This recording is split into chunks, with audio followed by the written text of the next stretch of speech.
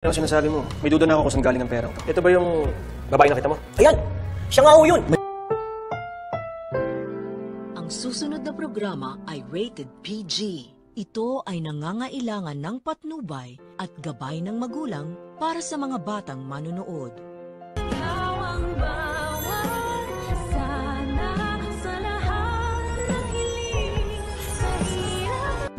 Kaya kanyang bigyan ng bagong passport at bagong identity. Bagong identity? So dapat pala talaga ay kasama sa Japan itong si Carlos, nila Lynette at Annalyn. Yun nga lang, hindi kaya ni Carlos na tiisin ang kanyang anak na si Zoe sa pakiusap nito na tulungan ang kanyang demonyitang inang si Moira para hindi ito mahuli ng mga pulis at tuluyang makulong habang buhay. At sa pagpunta nga ni Carlos sa hotel ni Moira ay hindi niya dadatnan doon ang bruha. Bagkos ang kanyang aabutan doon ay sila Giselle at Robert. Magkakaroon tuloy ng pagdududa ang dalawa kung bakit nandoon si Carlos. Kaya naman magpapalusot na naman itong si Carlos kung bakit siya nandun. Kaya naman makikipagkita na lang si Carlos kay Moira sa lugar na hindi sila masusundan ng dalawa. At dito natatanungin ni Carlos ang impacta kung meron daw ba itong visa papuntang Japan. Dahil kung meron daw ay matutulungan niya ito para baguhin ang kanyang identity at pagkakakilanlan. Meron daw kasi siyang kaibigan sa Japan na maaaring tumulong sa kanya upang magkaroon ng bagong passport at bagong pangalan. Mabibigla naman si Moira sa parang ito ni Carlos dahil parang hindi pa siya handa na iwan ang kanyang nakaraan. Pero maiisip niya na kailangan niya pa rin makipag-cooperate kay Carlos dahil ito na nga lang ang natatanging paraan upang hindi siya mahuli ng mga pulis. Yun nga lang, kung inaakala ni Moira na magiging madali ang kanyang pagtatago sa Japan ay nagkakamali siya dahil nandoon sila Lyndon, Annalyn at Lynette upang pagkrusin ang kanilang mga landas. Sa kabilang banda, may lalaking makakakuha sa perang itinapon ni Moira pero makakonsensya ang lalaki dahil hindi niya daw kayang gastusin ang pera hindi sa kanya.